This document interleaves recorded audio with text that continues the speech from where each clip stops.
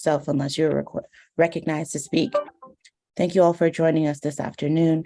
Please note that under the current circumstances, the official meetings of the RTD Board of Directors are being held remotely in the interest of public health, safety, and welfare.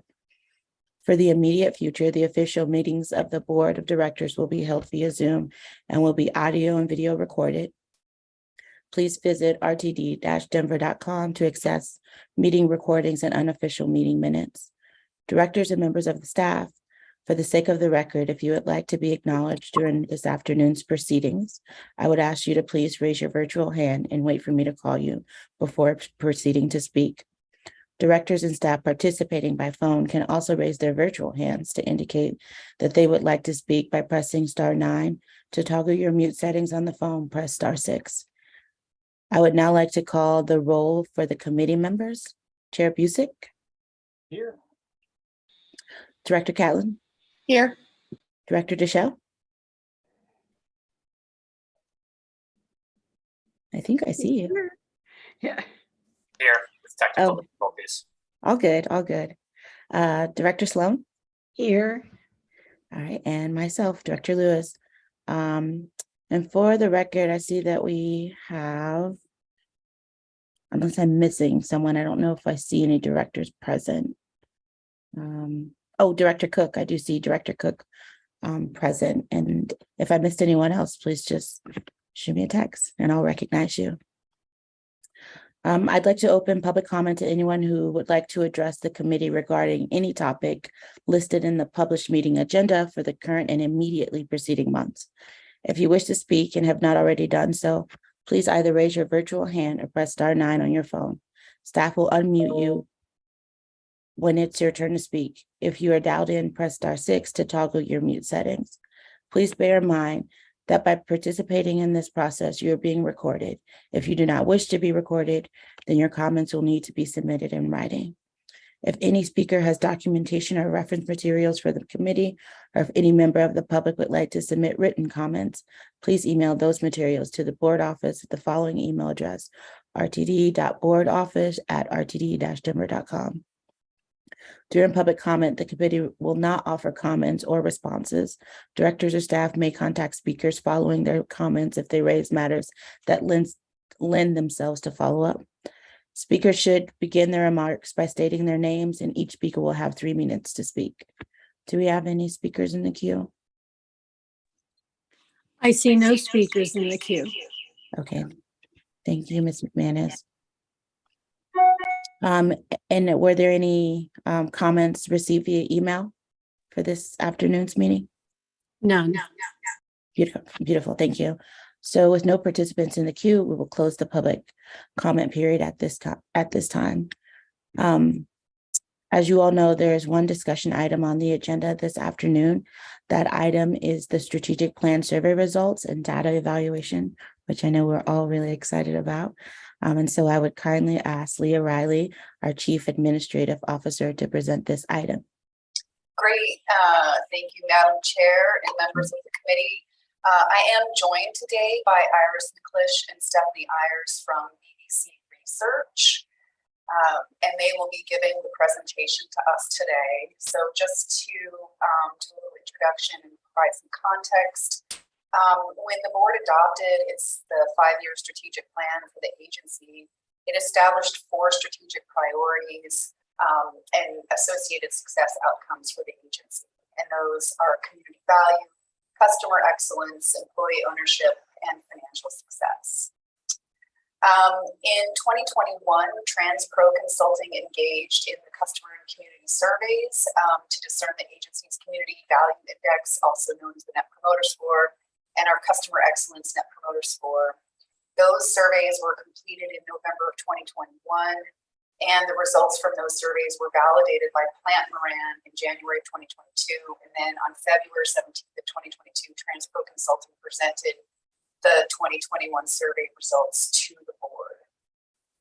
The customer, community and customer value Net Promoter Scores that were garnered from those TransPro surveys serve as the baseline against which future project progress is going to be measured.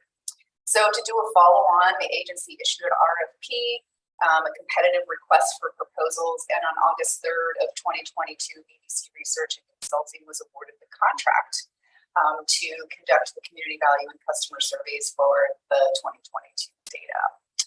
I am going to let Stephanie and Iris walk through with you the methodology, the results, the key drivers, key factors, etc. And just quickly before I turn it over to them to give you their presentation, if I could kindly ask that you hold all questions till the end of their presentation, and then would all be happy to address any questions, concerns you have. So with that, I'll turn it over to, I believe, Iris. Thank you. Thank you. Thank you, Leah, and thank you, Madam Chair. It's a great pleasure to be with you all this afternoon. I'm going to share this presentation, so give me just one moment.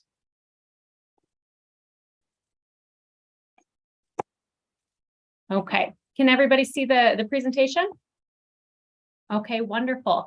Well, it's a great pleasure to be here with you this afternoon. I'm Iris McClish. I'm a managing director with BBC Research and Consulting, which is a small business based right here in Denver, Colorado. We specialize in market and customer research and have been working with RTD for more than a decade.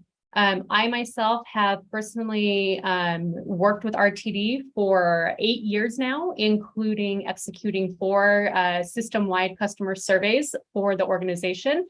And I'm joined by Ms. Stephanie Ayers, who's an associate here at BBC. She helps coordinate and manage day-to-day execution of the customer and community surveys, including managing our fabulous and large survey staff to help execute the bus and rail survey. Today, I want to take you through a few key components. I want to briefly address the survey instrument in terms of its structure and design, walk you through some key takeaways to keep in mind as I share some of the results with you. And then I'll dive more deeply into both methodology and key results for the customer experience survey, as well as for the community value survey. And then, of course, we're here to address any questions you might have.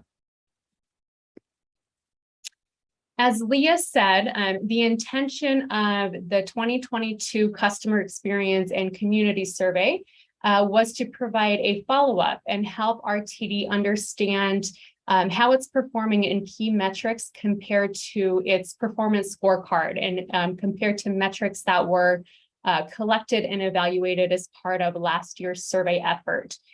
So with that goal in mind, we worked with RTD to ensure that the questions that we were asking are directly related to RTD's performance scorecard and its various metrics.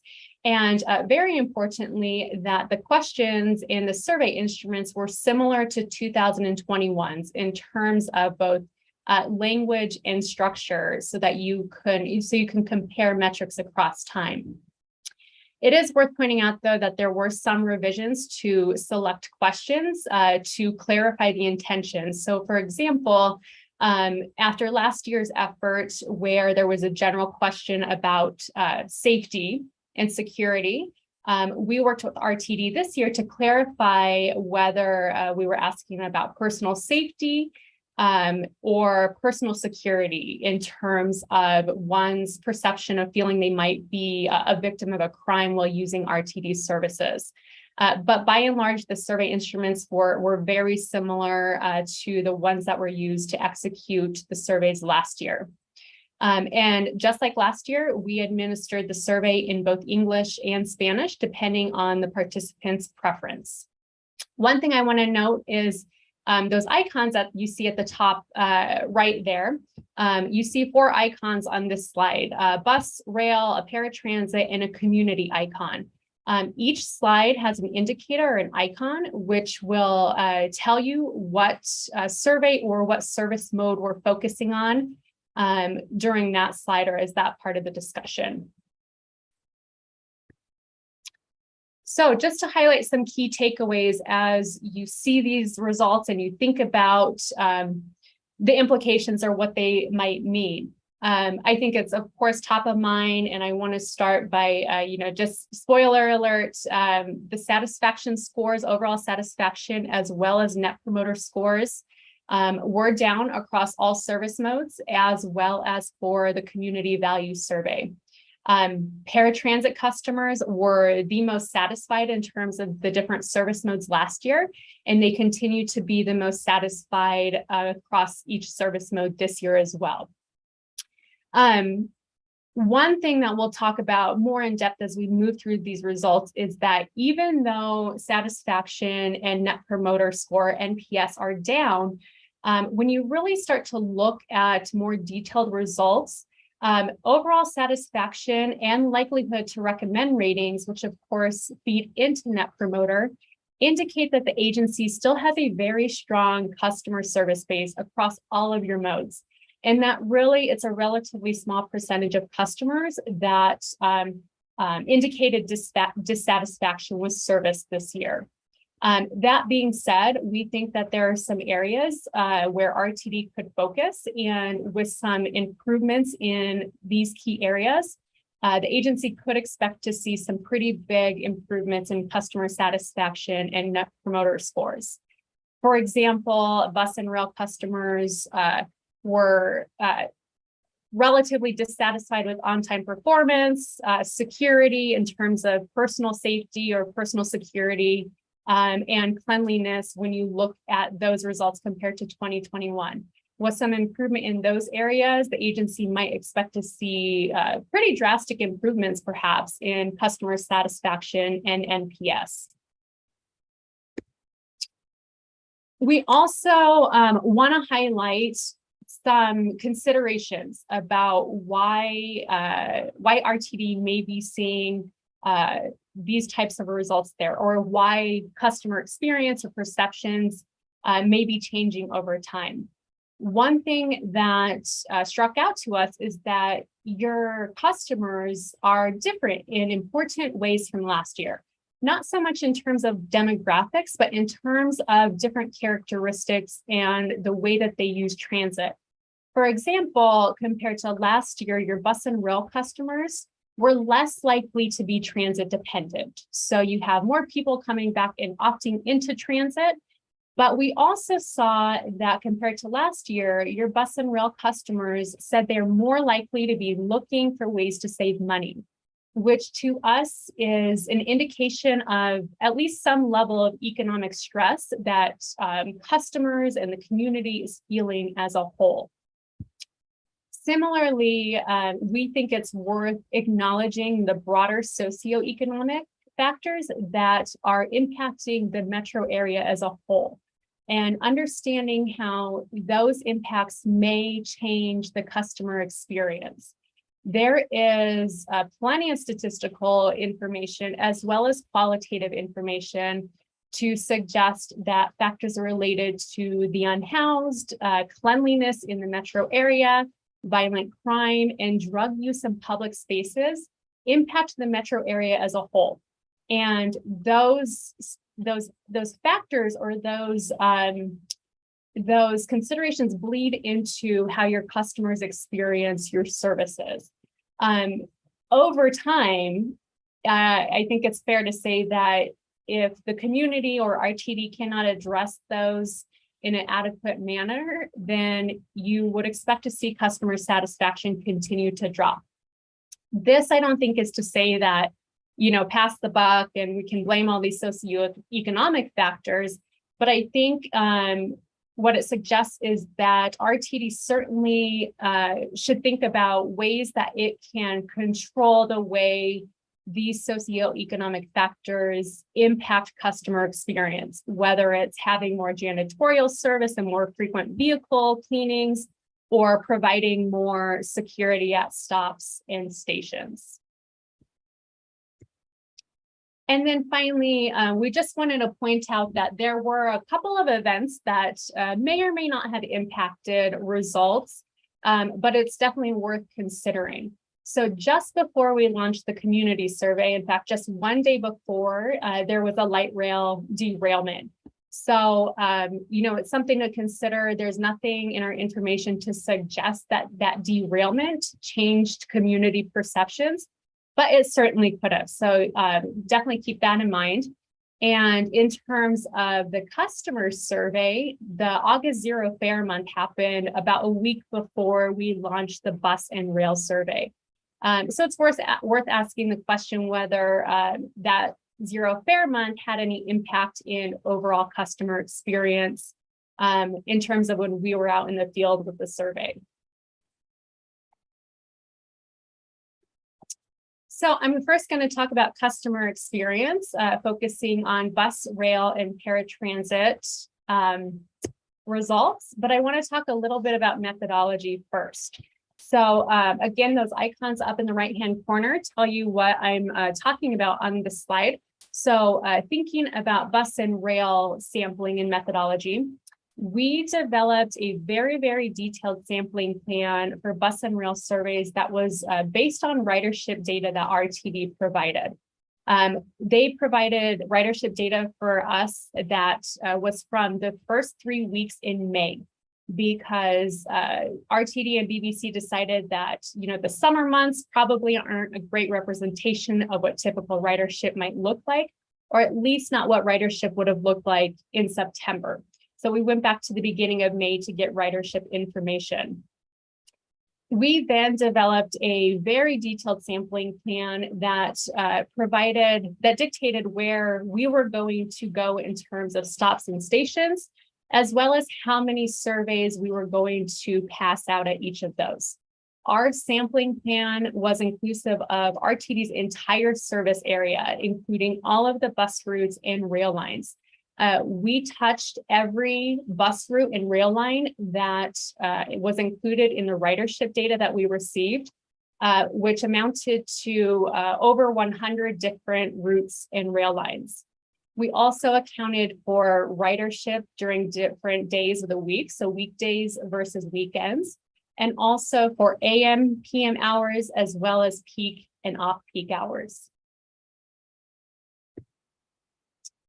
We then created what we call a survey invitation, and here's exactly what it looked like. The survey invitation provided a brief introduction about the objective of the survey, and it provided participants one of 3 ways to participate in the survey. They could either scan a QR code on the invitation using their mobile phones. They could log into a dedicated web page and enter their unique survey ID at a time that was convenient for them, or they could call into a 1-800 number to complete the survey via phone. Again, this was all done in either English or Spanish, depending on preference, and customers were able to participate in the survey from September 9th through September 25th. As I mentioned, based on our sampling plan, we distributed a specific number of survey invitations to customers that were boarding a vehicle at each stop or station over specific days. And ultimately, we distributed more than 11,000 invitations. That map that you see there on the right actually shows all of the stops and the stations that we went to and at which we distributed survey invitations. All said and done, we had 460 bus customers complete the survey, which resulted in an overall margin of error within 4.57% at a 95% confidence level. And we had 502 rail customers complete the survey, which resulted in a margin of error within 4.36% at a 95% confidence level.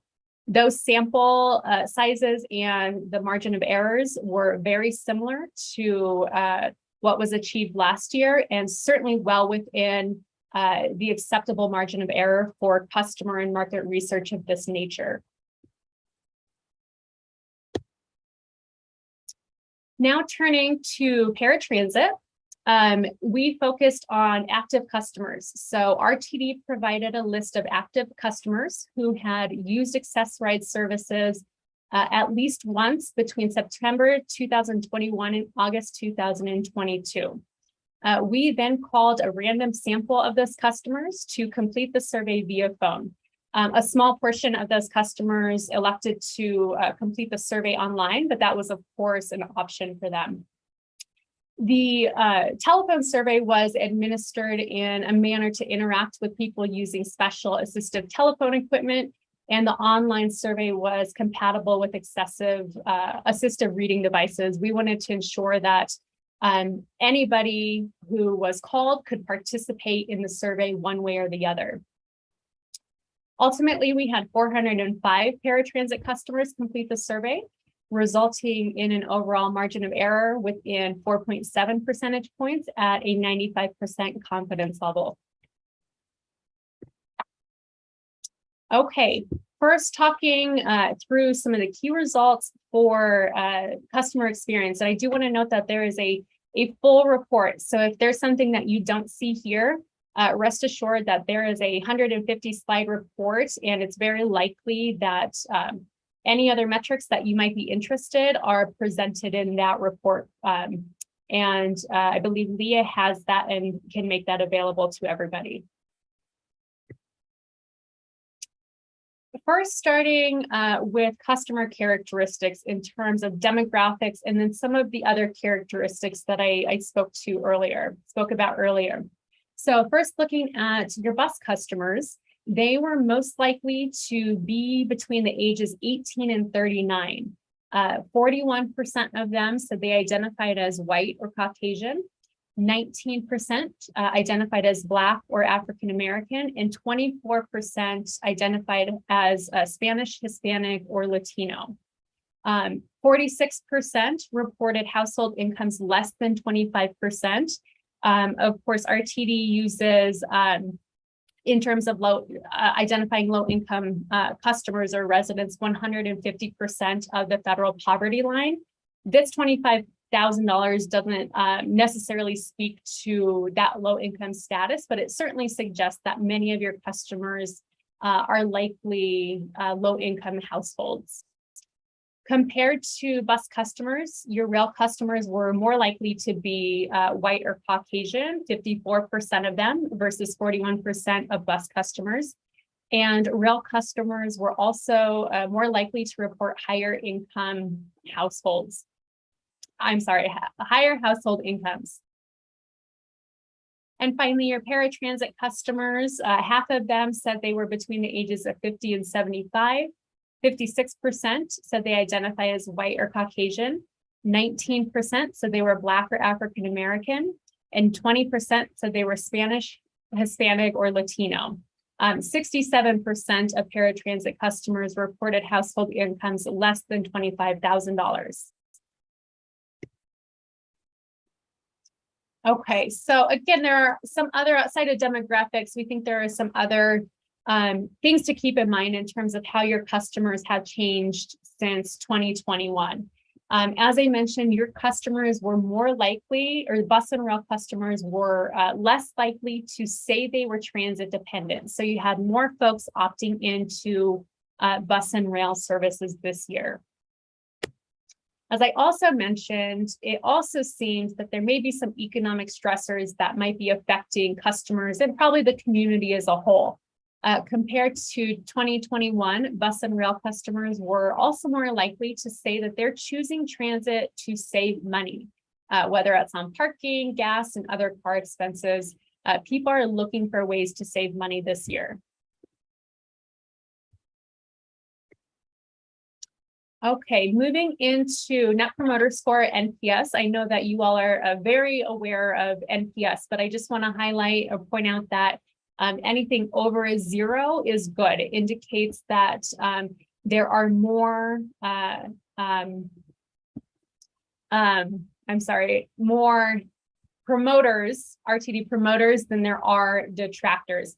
Anything less than a 0 indicates that RTD has more detractors than it has promoters. So compared to last year, what we see is that NPS is down across all service modes. This year, you had an NPS for bus service of 10 versus 38 from last year. Rail, you had an NPS of 14. And this little call out bubble here shows you what NPS looked like for light rail versus commuter rail. So light rail NPS was 6 versus commuter rail, which had an NPS of 28. So pretty big difference between light rail and commuter rail. And then paratransit customers reported an overall NPS of 42, which the difference isn't as drastic from last year, but it is still down from 49.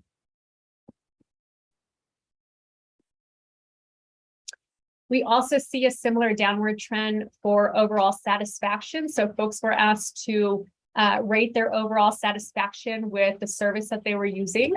And you see that downward trend across service modes compared to 2021 as well.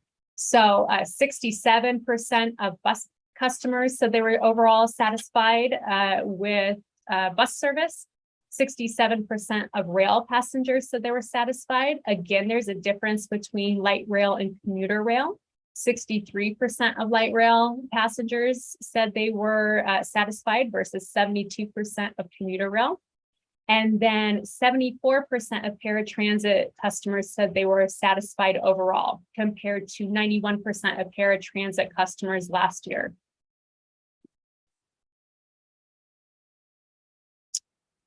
But as I mentioned, that's, I think it's fair to say that that does not share or show the entire picture. Certainly, those metrics are important for tracking changes in perceptions over time. But it doesn't really share the whole story, which we think is that regardless of what those metrics show you, we think that RTD still has a very strong customer base across all of your service modes. In fact, if you look at highly satisfied customers, there's actually an uptick in highly satisfied bus customers this year. So 33% of bus customers said they were highly satisfied with services this year versus 24% last year. You see the same share of rail customers that said they were highly satisfied, 30% versus last year. And the biggest drop actually in highly satisfied is you see in paratransit services. So 47% of paratransit customers said they were highly satisfied versus 62% last year. Where you see the other big shift, or where you see the big shifts, is really to neutral. So it's not that you have a lot of customers changing from satisfied or highly satisfied to dissatisfied. You see a lot of customers moving into that more neutral territory, which again suggests to us that with some improvements in key areas, you could expect to see some pretty drastic improvements with overall satisfaction as well as with Net Promoter Score. You see the same phenomena when you look at likelihood to recommend. So of course, likelihood to recommend feeds into Net Promoter Score. So customers were asked on a scale of 0 to 10 to rate how likely they would be to recommend RTD service to a friend or family. And what you see is that you still have the majority of your customers across modes giving this question a 7, 8, 9, or 10, meaning they're either promoters or they're somewhere neutral, they're pretty passive. Net Promoter Score is a pretty sensitive metric. So you can see pretty substantial differences, but that doesn't necessarily mean that people are out there detracting or saying they're not going to recommend services. In fact, what you see here is that detractors, folks who said they're less likely to recommend RTD, they still account for relatively small percentages of your customers across all service areas.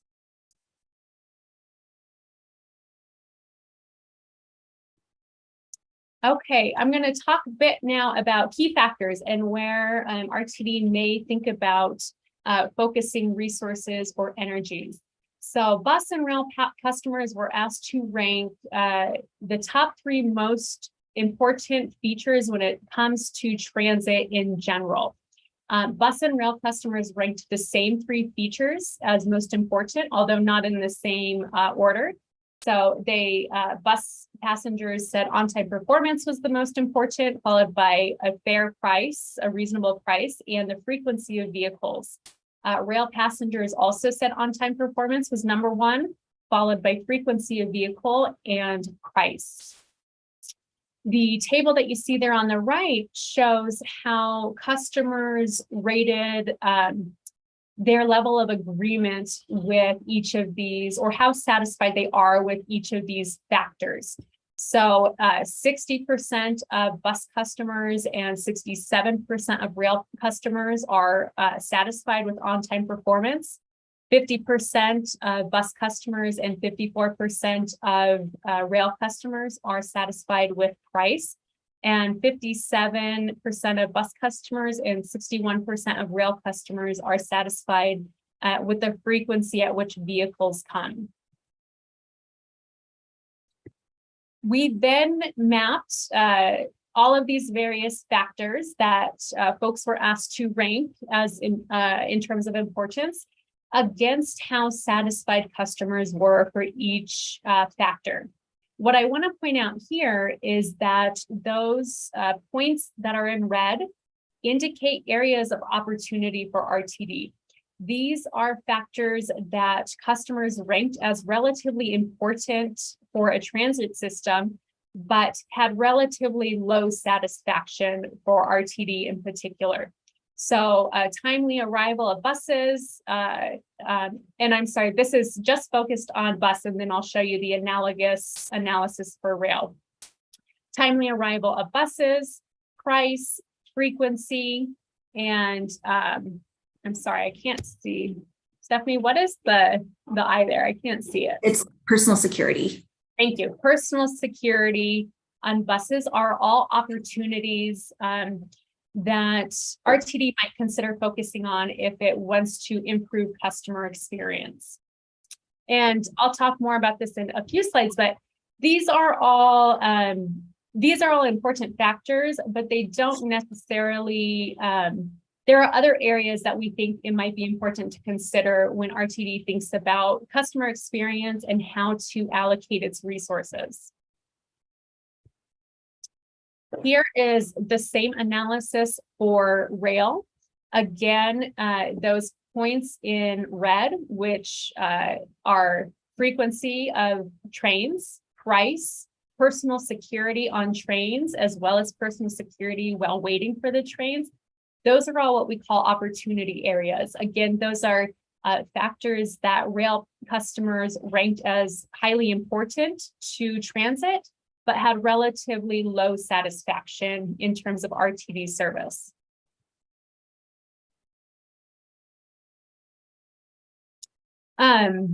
So those were all kind of customer ranked factors. Those are what customers said that were the most important to transit systems. We also, though, ran additional analyses to understand the relationship between all of these various factors and how they might impact overall satisfaction and likelihood to recommend.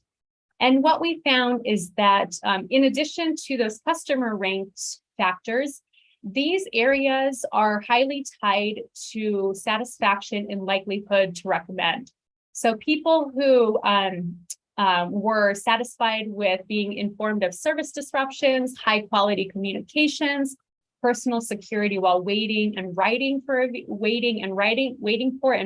vehicle, travel time, vehicle cleanliness. If they were more satisfied in those areas, they were more likely to be overall satisfied or more likely to highly recommend RTD services. So like I said, those three most important factors that customers ranked, those are of course important to consider, but it's also important to consider that there may be additional factors that, although they might not be top of mind for customers, they certainly can impact the customer experience. What you see again on that right table is satisfaction with these key areas. They're actually kind of relatively lower than what we just saw. So for example, satisfaction with being informed of service disruption is lower than some of the satisfaction we saw in the other key areas. So 42% of bus passengers and 37% of rail passengers said that they were satisfied with being informed of service disruptions. and so on and so forth. You can take a look at those. I do want to point out, though, that these personal security questions may be something that RTD definitely wants to, maybe something to focus on. So we asked passengers whether they felt they would be a victim of crime while waiting for a vehicle or while riding a vehicle. 31% of bus customers and 37% of rail customers said that they feel they may be a victim of crime while waiting for a bus or train. 27% of bus customers and 30% of rail customers said that they felt they could be a victim of crime while riding a vehicle.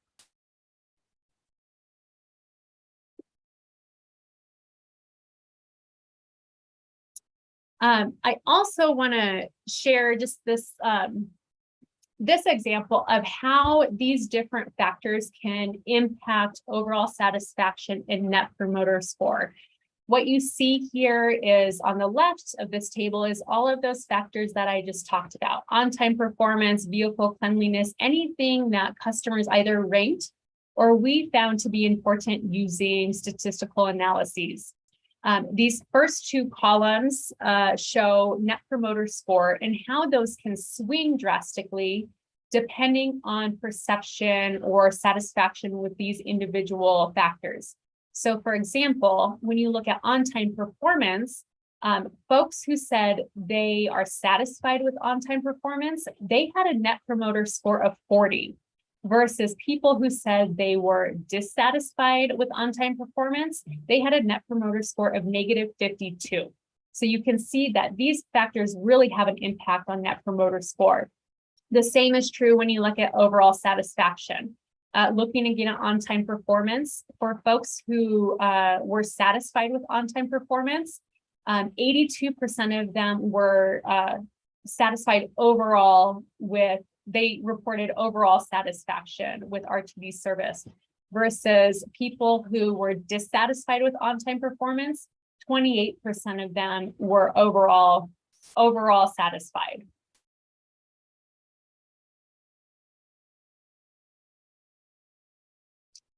Now looking at paratransit, paratransit customers were also asked to rank the 3 most important factors of service.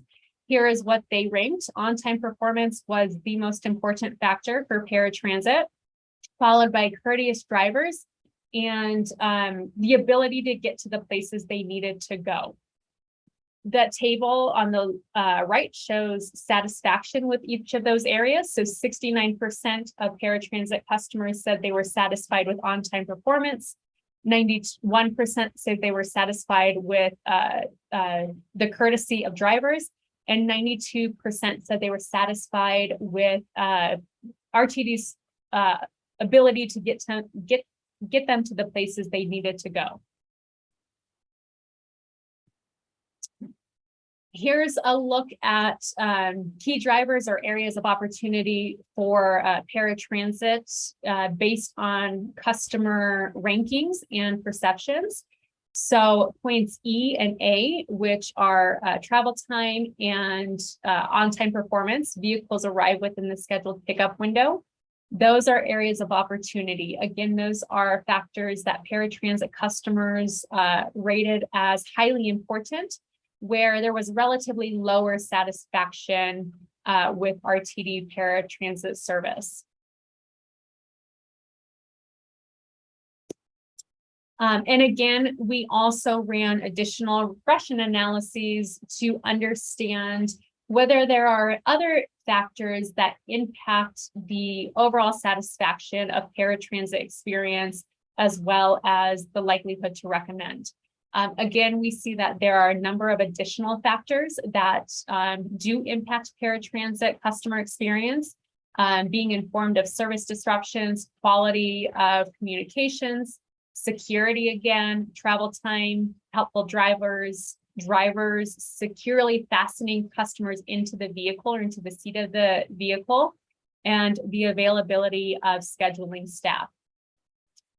One thing I'll point out there on that table on the right, which again shows paratransit customers' satisfaction with each of those areas, is that just 6% of paratransit customers felt they might be a victim of a crime while using paratransit services, compared to about 30% of bus and rail. One thing we also wanted to point out is, as we mentioned, satisfaction with paratransit continues to be the highest among all three service areas. And that's not very surprising, because paratransit services continue to outperform bus and rail service in a number of areas that are highly important to bus, rail, and paratransit. So what you see here is the different factors that are important or impact Net Promoter Score and overall satisfaction across all three modes. And what you see here is that paratransit service outperforms bus and rail in all of these areas. As I mentioned, very, very distinctly in personal security. So here is, again, that 6% of paratransit customers indicated they felt they might be a victim of crime, versus about 30% of bus and rail customers said they might be a victim of crime while either waiting for or riding a vehicle.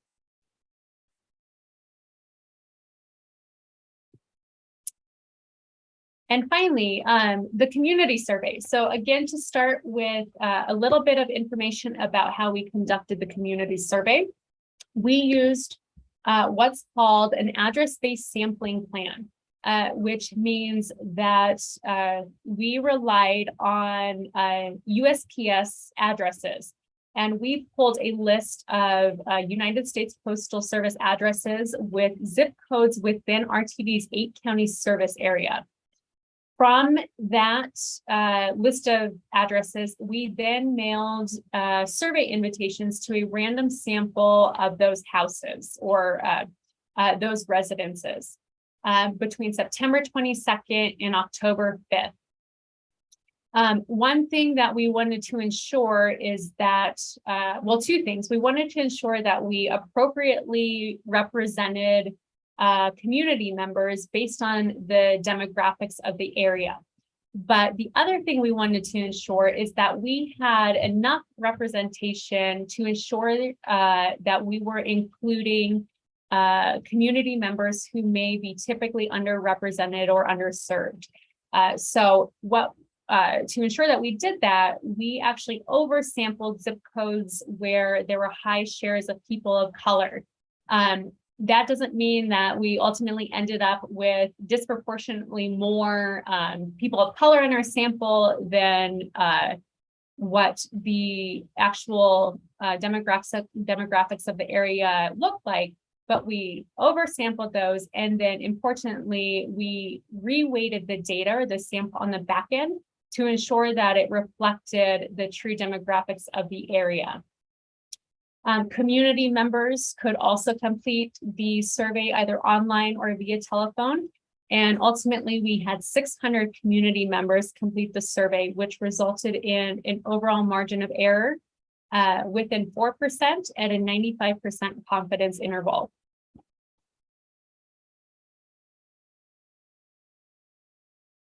Okay. So starting with just some high-level information about transit use, there are definitely some differences we saw in terms of transit use compared to the 2021 survey. So 56% of community members said that they use RTD services. 20% of those customers said that they ride one to two times per week or more, and we consider those frequent customers.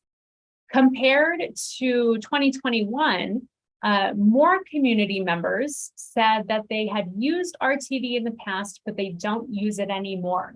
So 34% of community members said that they used RTD, but they don't anymore. And that's compared to 24% of community members last year. We then asked those community members that said, I've used RTD, but I don't use it anymore. We asked them to tell us why they no longer use RTD services. This was a multi-select question. So you'll see this figure here on the right that shows all these different factors. It doesn't add to 100% because folks could tell us any number of reasons why they stopped using RTD services. But the number one most common reason is that people said it takes too long to complete a trip.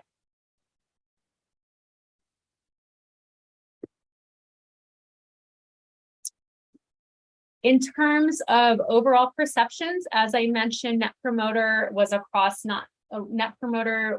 down not just across service areas, but also in terms of community and community value. So last year, your Net Promoter score was -2, which indicated that RTD had more community detractors than it does promoter. This year it's -33, which is of course down, and also indicates that you still have more community detractors. That call out bubble is a breakdown of what we consider customers. This was community members who said they used RTD at any point in the last year versus non-customers. And you do see that its Net Promoter is negative for both of those segments, but it is much lower for non-customers. Likewise, you see lower value for community members. So compared to 2021, fewer community members perceived RTD as being valuable to the greater Denver region. And they also were less likely to say that there was value to them personally.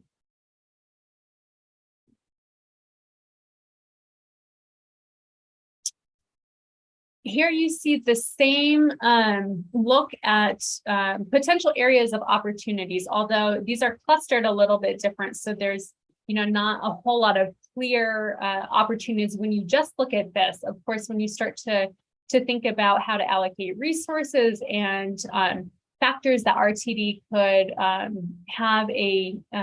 could impact greatly, the agency may see other opportunities of area. But that being said, community members were asked to rank the 3 most important values or factors to transit systems in general. And they were also asked to rank the value that RTD provides in each of these areas. So point G there in red, which is providing access to the region or adjacent cities and counties. This is a potential area of opportunity for RTD to improve community perception. It's a factor that was relatively important, but ranked relatively low in terms of value.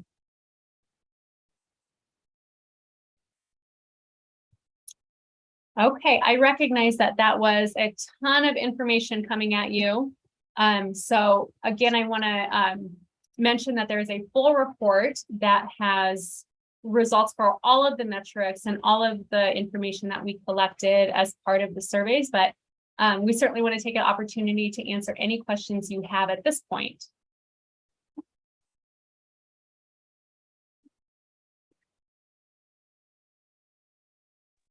Director Duchelle. Thanks, Madam Chair, and thank you for the great comprehensive presentation. I wanted to drill down on something. I noticed that, or maybe have you help us square something. When we looked at our customers' Net Promoter Score, I believe it was relatively high when we just targeted customers for Net Promoter Score. But on the community value survey, people who identified as customers had a negative Net Promoter Score, which, if I'm remembering correctly, is a pretty significant swing, 30, 40 point swing. How do you square that? Yeah, and so using customers in that way is, to be quite frank, a little misleading because those customers are not the same. So the customers that we, surveyed as part of the customer experience survey, those were active customers. They actively ride, they ride it more frequently, they use more services. The customers that we had in the community sample, they're just different. They don't tend to ride as frequently. The question was, have you ridden any time in the last year? So they're customers, but they're not the same type of customers. They're not using the services as frequently. They're not actively engaged when we capture them. They just happen to fall out of the community survey in that way. So I wouldn't think about those customers as the same. Like I said, it is a little misleading to use customer in that way. They're just not the same in terms of their use of transit. And it's self-reported data on the community value customers. Exactly. Awesome. Thank you. Of course. Thank you, Director Deschel. Chair Busick? Thanks, Madam Chair. Well, I think the numbers kind of speak for themselves, so I won't dwell on this. With regard to the areas for opportunity, is there any way to tell of those which ones will give us the biggest bang for the buck? So if it's simply clean your buses more frequently and your net promoter score goes up 40 points, or it goes up 2. I mean, how can we analyze that? Yeah, and I think there are a couple, I don't think there's a perfect answer for that, but I think there are some considerations. So let me flip back here. Let's see. So one thing you may want to look at is this slide, kind of how net promoter score and overall satisfaction swing when you look at satisfaction with these different areas. So vehicle cleanliness, like you said, pretty dramatic swing, although looking through these, interestingly, security is a lesser swing. So this may provide some insight, but what I would really suggest is that in terms of bang for your buck, it's not just I don't think the sole decision is how much it's going to improve customer satisfaction, but how much resource is it going to take? I think it's fair to say that any of these, if you can improve vehicle cleanliness, personal security, travel time, I think it's fair to say if you can improve any of those, you would see improvement in net promoter score of satisfaction. But to me, one of the biggest considerations is what is actually feasible. What can RTD achieve with the resources that it have in terms of all of the other things that you have to do? So I don't think there's a perfect answer for that, but I think the two things are pointing out that, we not only looked at what people said, but we also looked at statistically what tracks in terms of overall satisfaction and net promoter score. And it's important to consider all of these and look at all these different factors and think about what resources RTD has available.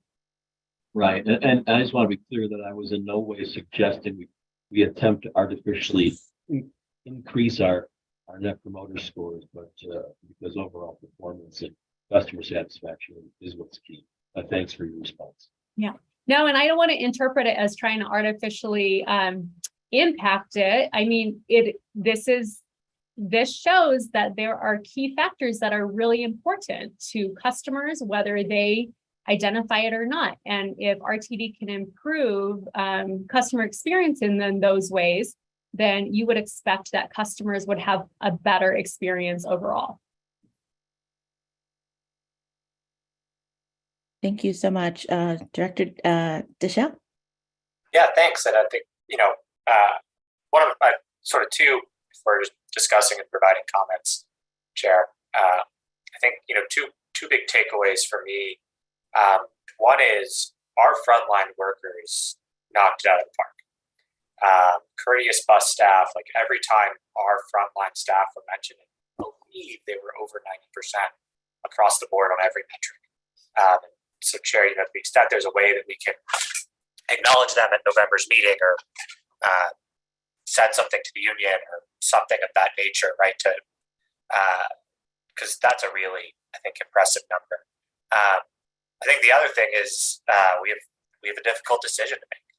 When you look at one of the things that was the most influential factor for the community that they were least satisfied with, it was providing access to adjacent cities and counties. And then you look at two of the three most important factors for our customers, on-time performance and frequency of vehicles. I mean, those are by and large at tension with one another, right? We've taken steps to cut our shorter routes or cut our long routes in half or in a quarter to increase our on-time performance, to increase our frequency for high demand routes. But that's meant that we've lost the ability to take a single seat ride from North Glen to Highlands Range. And so I think, as a board, it's where do we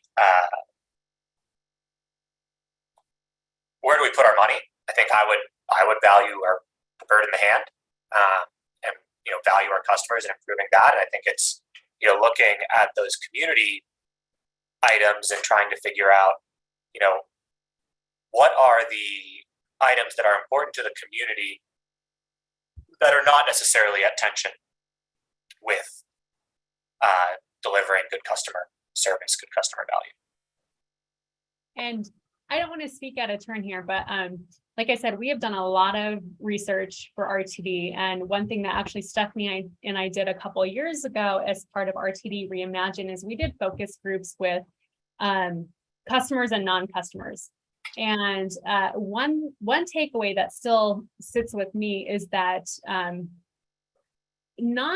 people who don't use services, they don't have a great reason for why they don't use services. It's something to the effect of, I just can't get the same experience that I can in my car with my window down, with my music on. So, one thing to consider is how much resource and time and money do you inject into something that may not ultimately create more customers?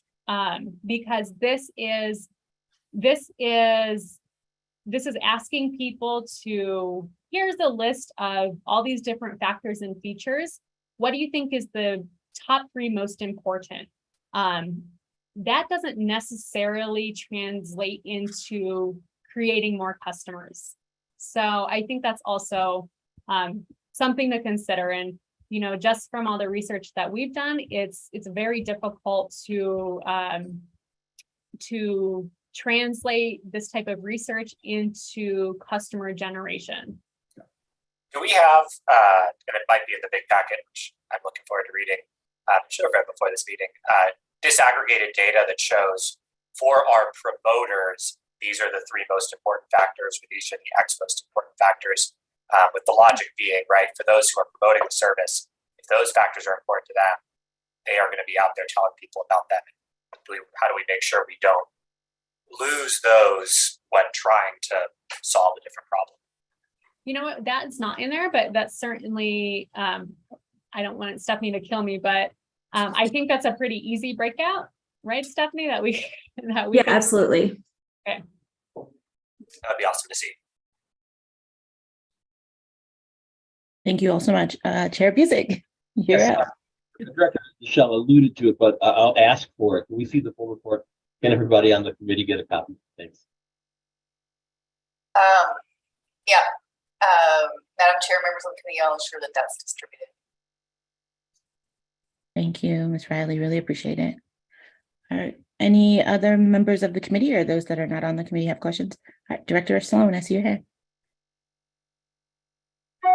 Right. I'm not sure this is a question because I'm still mulling over all this. But it appears to me that we are already working on informed of service disruptions in terms of better software for the signage at rail stations and high quality communications.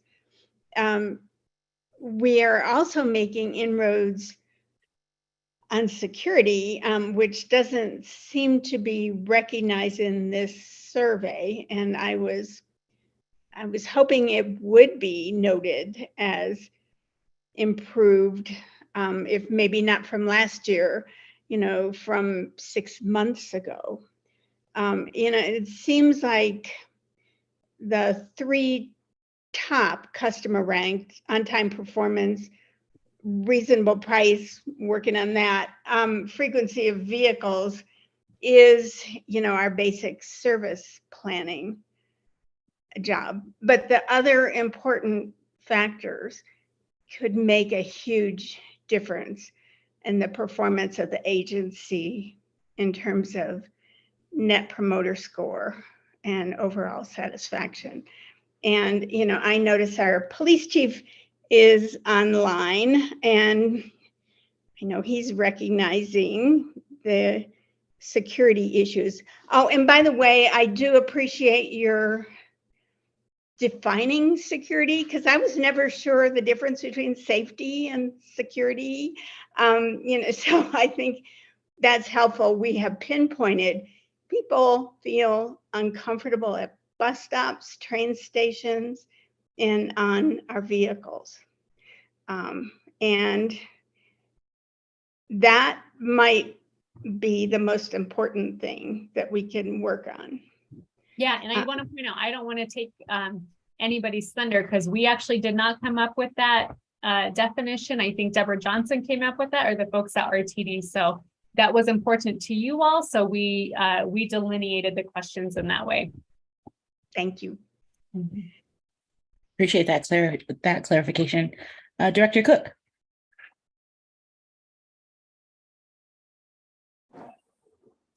Hi, everybody. So quick question about, you mentioned that you pretty much stuck to the methodology from the Transpo survey last year, but you provided a lot more detail than they had in terms of your end and your methodology. I seem to recall that for customer sampling, for example, they talked about boarding a vehicle and then, intercepting people as they boarded vehicles and going to every fourth passenger. And it doesn't sound like that's what you did. Likewise, I don't recall a mailing for the customer or the community value. Could you just describe if there are differences we should know about between the sampling methods from last year and this year? Yeah, there are differences. So where we were very, very consistent is in terms of the survey design, the language, and the structure around that. There were some key differences in terms of methodology, both in terms of the bus and rail as well as the community survey. As you noted, Transpro did what are called onboard surveys last year, where they intercepted folks. We believe, to be quite frank, we have fairly limited information on how they administered the survey, but what we believe they did is they took a tablet and they went out and they intercepted every fourth passenger. Whereas we provided a survey invitation and folks could take the survey at their leisure. With the community value survey, they actually did a telephone survey where we did the mail invitation, where folks could participate either online or via telephone. There are a couple of reasons that we opted for these methodologies. The most important factor is for inclusivity. We wanted to make sure that our surveys provided an opportunity for anybody who wanted to participate in either survey to do so when they had the time. But I think it's worth pointing out that one concern that researchers and you all may have is that, are these truly comparable then across time? And we do have a discussion in the full report around this, but we ran and looked at a number of different factors to ensure that we were 100% confident that we could compare these to last year. And there are a couple things that we wanted to look at. The first is we actually ran a regression analysis or a statistical analysis where we took all of the information and data from last year and we put it into a database with the information we collected this year. We then ran regression analyses to understand how individual factors and how time, 2001 versus 2020, impact overall satisfaction and net promoter score. If there was a concern with differences in methodology and that's making a difference in overall satisfaction, what you would see is that time, 2021 versus 2022, would be highly significant in terms of impacting satisfaction. What we found is year was not significant, but it was in fact these different factors. So security, travel time. I'm looking at some of the analysis right now, frequency of vehicles. So those are the factors that impacted satisfaction and likelihood to recommend. Additionally, we essentially had a control group. The paratransit methodology was, as far as we could tell, administered in the exact manner that TransPro did it last year. So, and because we saw the same downward trend in satisfaction and Net Promoter Score, that again to suggested to us that these results aren't being driven by survey methodology alone. And then really importantly too, when you look back at, let me show you this again. When you look back at more detailed ratings, what you see is that you have a lot of movement up and down a scale. If you have an issue where people are responding or using a scale differently because of survey methodology, you don't see this type of variability. You see a pattern of downward or upward. And we actually find that you have a great deal of variability within people using the scale. In fact, like I mentioned for bus, you have more highly satisfied. So all of these things kind of combined point to the fact that yes, there are survey methodology differences that you should definitely be aware about, and we certainly considered when we were proposing on this. But ultimately, there's nothing to suggest that survey methodology impacted satisfaction or Net Promoter Score. And we did provide, I'm sure it's available, we did provide when we started the project a memo that described our methodology, TransPro's methodology, and the differences. Thanks so much for that explanation. That's all I have, Madam Chair. Thank you. Thank you. Thank you, Director Cook. Any other members have any questions for this committee? All righty. Seeing none. Thank you all for that presentation. It was excellent. A lot of valuable information and very well done. Very thorough. I'm looking forward to seeing the full report. Are there any other matters that folks would like to discuss?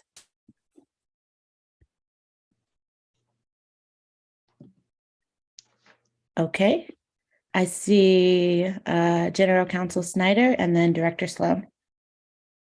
Thank you, Madam Chair. I'm just going to go over the timeline for the next couple meetings and events throughout the rest of the year. So I'll defer to the directors. We can take me last. Okay, and I plan to cover that as well in other matters. Oh, okay. Director Sloan.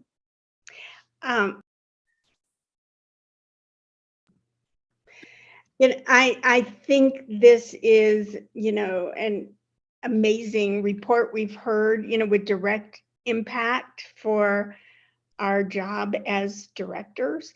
But I would like, a tie to our immediate concern, which is evaluating the performance of our CEO, GM. And maybe that's what General Counsel Snyder was going to address. I was just going to ask the same question or opine on it, right? Which is those are the objective factors. Half of the additional comp is based on objective factors, which are these. We established a baseline. There was not a 5% increase in the baseline from baseline across any of the three objective factors that are available. Which means that her bonus structure is set for the other 50%, which is subjective factors, which I think Council is going to go over later as part of our, as well as Director Lewis. General Counsel Snyder, did you want to address that? I think there will be some opportunities. So we are going to be, the board will be getting the appraisal survey tool on November 9th. And so that will have some instructions in it. But yes, it's definitely something that the board is going to need to grapple with, the idea that the success outcomes were set with the baseline and an anticipated or goal increase of 5%, and that didn't happen. The way the survey is set up right now is very similar to what happened last year, which is whether it was for each factor meeting, not meeting, or exceeding. for the different factors. So yes, I think there'll have to be some discussions about how you end up, how each individual director in the board as a whole evaluates the GM and CEO. Can I ask Yeah. I just have a quick question, which was, if memory serves me, the same sort of 5% increase is there for next year as well, for bonus comp. And so is the new baseline, do we have a new baseline of these numbers, or is the baseline the 2021 data, or do we still need to figure that out? Madam Chair, if I may, Yeah, please do. the community and customer surveys that were administered in 2021, the intention was for them to serve as the baseline data for the life of the plan. Any follow-up, Director Deschamps? Does the contract match the intent, Council?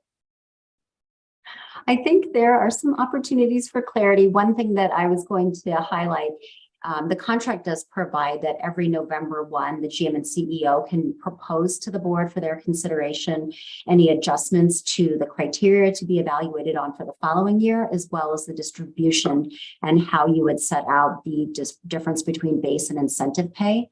So the GM and CEO did send out an email to the chair of the board and to yourself as the vice chair and chair of the performance committee, a recommendation about what she would like to see for next year. She didn't include anything about the salary and the distribution between base and incentive pay, but that is something that I was planning to cover, that's something that the board would need to adopt before the end of this year, any adjustments. So in the next week and a half, 2 weeks? It would, yes, it would be at the performance committee on November 30th and then the full board December 6th. Okay, thank you. Director Catlin? Thank you, Madam Chair. I was just curious, Iris, have you conducted similar surveys for other public agencies such as CDOT or any other transportation providers in the metro area? No, not the customer satisfaction. We've done a lot of work with community-based surveys for transportation agencies, but not customer experience. But like I said, we have conducted 4 system-wide surveys for RTD, and we were actually taking a peek back at the last system-wide survey that we did, which was in 2019. And one thing that we noted is that satisfaction compared to 2019 was down. Well, the reason for my question is I just saw a presentation last week to the E470 board on their Net Promoter Score and their satisfaction. And they were markedly different than this one. And in fact, their NPS had increased and their satisfaction had increased from year over year. Mm-hmm. But that's why I was wondering if you had done any other agencies and had any comparisons. And I would caution against comparing RTD to E470 because that is a very, very different I recognize that. customer and user. Yeah, I mean, and it's very much a selective. Completely different. So it's very, very different. And my point of that is that it increased. Those factors increased it as opposed to decreased. So that was really the difference that I noted. So I was just wondering if you had any other agency experience. Sure. Okay, thanks. Sure. Thank you. Any other questions? Remarks? Great.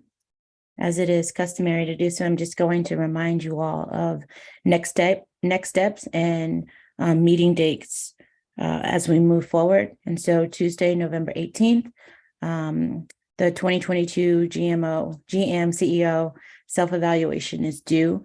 Wednesday, November 9th, the evaluation period for the 2022 GM CEO performance begins and will end on the 18th. 2 important dates for the board to consider. This is a slight change from the previously published timeline that had the evaluation period from the 11th to the 21st. And so please note that change of the 9th to the 18th. Wednesday, November 16th, the committee will have a compensation analysis presented by Gallagher. Friday, November 18th, the 2022 GM CEO evaluation period ends at 5 p.m. So you all should know that there will be no late submissions accepted or incorporated into the final evaluation, as the board staff has a very short window to prepare those documents and the next committee packet. So it's really important that the board adhere to the established dates and the established due dates, please and thank you. Tuesday, November 22nd, the committee may need to meet in executive session for personnel matters to discuss the board's response to the GM CEO's evaluation and to draft a preliminary evaluation recommendation that can be approved during the November 30th meeting. As General Counsel mentioned earlier, Wednesday, November 30th, the committee will present and consider the 2022 GM CEO performance appraisal. So in consideration with the Thanksgiving holiday and staff vacations, you all should note that the packet for Wednesday, November 30th, for our Wednesday, November 30th meeting will actually be published on Monday, November 28th. And then Tuesday, December 6th, there will be a special board meeting for the full board to review and approve the 2022 GM CEO performance appraisals. If I missed anything, let me know. And if you'd like to add anything, General Counsel, please also let me know, or Ms. Riley as well.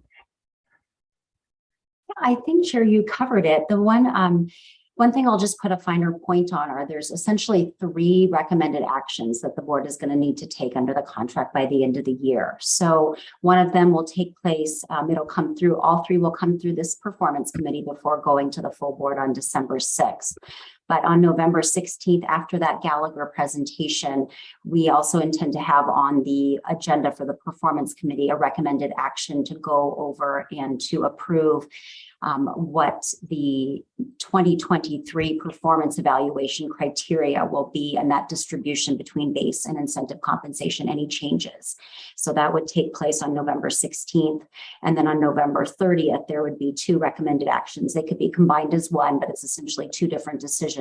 One is the performance appraisal, and then 2 would be any adjustments to the compensation starting in January 1 of 2023, taking into account the findings and recommendations from the Gallagher study. And so again, all 3 of those things would be finalized and adopted by the board on December 6th. Thank you. That's actually very helpful. Do any of the directors have any questions about that timeline, clarifying questions? All righty. Don't be late on your evaluations. So our next meeting for this committee will be November 16th, 2022. Seeing that we have no other discussion items, this meeting will be adjourned as of 2:48 p.m. Mountain Standard Time on November 2nd. Thank you all so much for your time, and I'll see you then. Take care. Thank you all. Thank you.